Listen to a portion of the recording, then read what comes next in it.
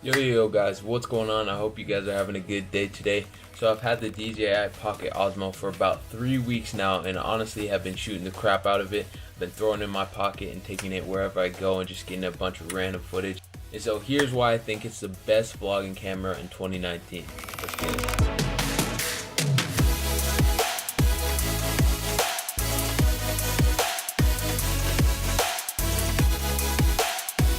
There's no 3/4 quarter-inch mounting screw hole at the bottom, so you can't mount it on tripods like you should be able to do. So that's pretty annoying. So I've seen a lot of videos and a lot of people are really hating on the audio. There's been a couple times I've been vlogging like in the car or at a restaurant where there's a lot of busy noises that the audio doesn't come out as clear. I just had to hustle, so I started hustling, started networking, started editing client videos. But for the form factor, I definitely think it's worth it.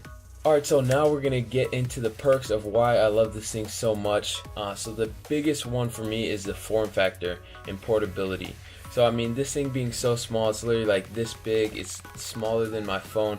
I can literally slip into my pocket, forget about it, and bring it with me everywhere I go. It pretty much bring down the biggest hurdle to vlogging that I had, which was carrying around a bigger camera like this, like an A7 III or something. And this thing came out, completely solved that problem. You can fit into his case, throw it in his pocket when you're not using it, and not have to worry about it at all. It almost completely takes away the question of whether or not I should bring a camera or not. Just automatic, just throw it in my pocket and head out the house and do whatever I'm doing.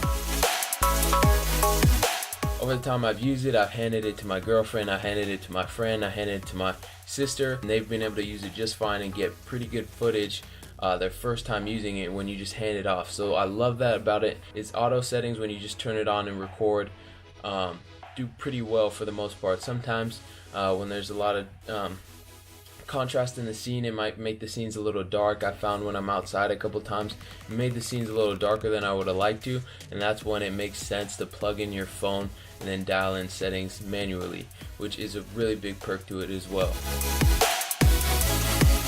Having a mechanical gimbal built into this is awesome. The only downside I think of this I worry about is just if it gets hit or if I drop it while the gimbal's on. I wonder how sturdy it's going to be, how it's going to live up to wear and tear over its life. If I drop it or if something hits it really hard while it's operating, will the gimbal break?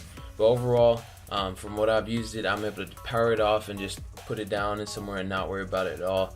So the stabilization is awesome on it. You got to work on your ninja walk a little bit, but once you get it down and once you get used to holding the gimbal and try to use your arms to keep it steady, keep them nice and tight, and using the ninja walk, you'll be good to go getting some nice clean footage. So the stabilization is awesome, honestly, especially on such a small packet. I'm still blown away that we have technology like this that can give us stabilized footage in such a small form factor. Really impressed by the image quality. I'm really happy with the image I'm getting from it, and sometimes it doesn't even look like it's shot on such a small thing like this. I think it's really comparable to smartphone footage, but from what I've used it for, and especially with when it's on the gimbal, I think it has a small leg up over smartphone footage, especially in low light. I think it does very well in low light.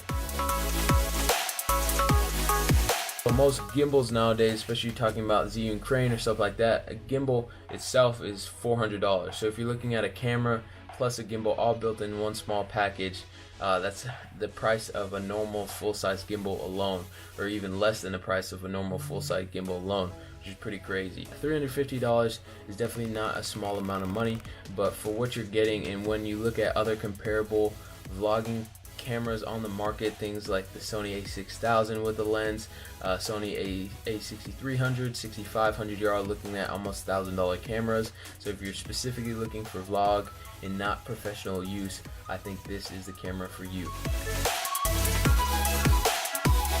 DJI solved a lot of problems I really didn't like about vlogging, put in a small pocketable size that still packs a punch with its image quality. So as always, thank you so much for watching, and always be sure to hustle hard but never forget to enjoy the journey and have some fun. Peace.